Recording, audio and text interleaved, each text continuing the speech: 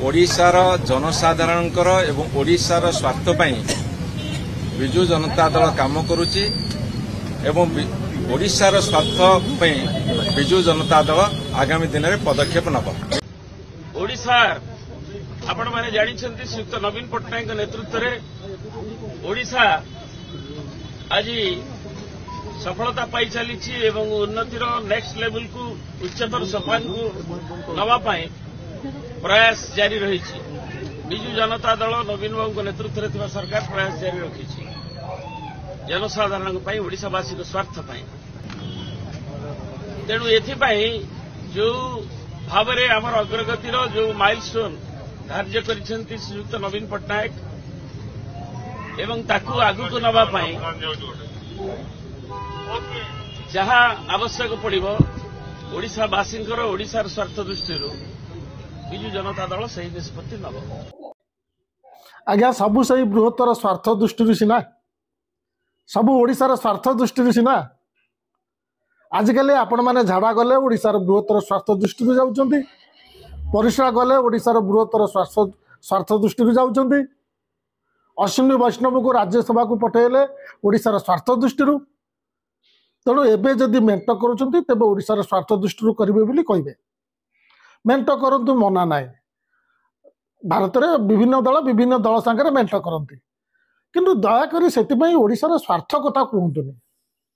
राजनीति में मेंट हुए आपण मैंने जदि करेंगे करंतु किंतु से ओडिशार स्वार्थ कथा न कहवा भल। सफलता पाई चली उच्चतर सोपान पहुंची अग्रगतिर माइलस्टोन धार्य कर श्रीयुक्त नवीन पट्टनायक ओडिशार स्वार्थ पाई ओडिशार जनसाधारण स्वार्थ पाई दयाकोरी आपण मेंट पाई जनसाधारण को और सेमान स्वार्थ को दायी करंतु नहीं कि ओडिशार स्वार्थ कथा कहते आपण मैंने एपर्यंत कौन तथ्य आसी ना जो जना पड़ी जे दारिद्र्य दूरीकरण में आम ओडिशा आगु को बढ़ी बरं आमर स्थान आगुरी जोटी एबे भी सही अच्छी। ओडिशा चाषी परिवार आय बढ़िव कौन कमी एनएसओ सर्वे कही 2015 रे ओडिशार गोटे चाषी परिवार आय मासक 7,731 टंका थिला 2019 रे ताहा 5,112 टंका को खसी आछि। मन रखु ओडिशार श्रमिक मानक मध्यरु 55% होउछंती कृषि श्रमिक। स्कूल रा पुरातन छात्र छात्री को टंका मागुछंती स्कूल रा उन्नति करबा पई मो स्कूल योजना रे आपण से हिसाब देउना 25 वर्षर शासन पर सरकारी स्कूल रे पाठ पढ़ी केते जण नीट क्वालिफाई करूछंती, केते जण आईआईटी पे क्वालिफाई करूछंती, केते जण जेई क्वालिफाई करूछंती। दिल्ली रो साधारण स्कूल पिला मानक रिजल्ट ओडिसा रा आदर्श स्कूल रे रिजल्ट ठारू भला होउची। सेमाने सेठी इंटरव्यू करी पिला को एडमिशन दउनाती।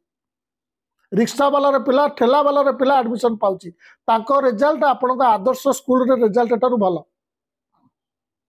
खरा दिन आसिला इलेक्ट्रिसिटी अवस्था गत वर्ष कौन होता आप देखते एथर देखिए कि ओडिशार स्वार्थ कथा आप कहते। ओडिशार महिला भितर रक्तहीनता बढ़ुची 64% पहुंची खाली ओडिशार महिला मानक भितर नुह अन्य मानक भितर भी छोट पिला भितर भी सेमानकु मिशन शक्ति द्वारा एमिति काम रे लगा जाउची जो पाठ पढ़ा दरकार नहीं।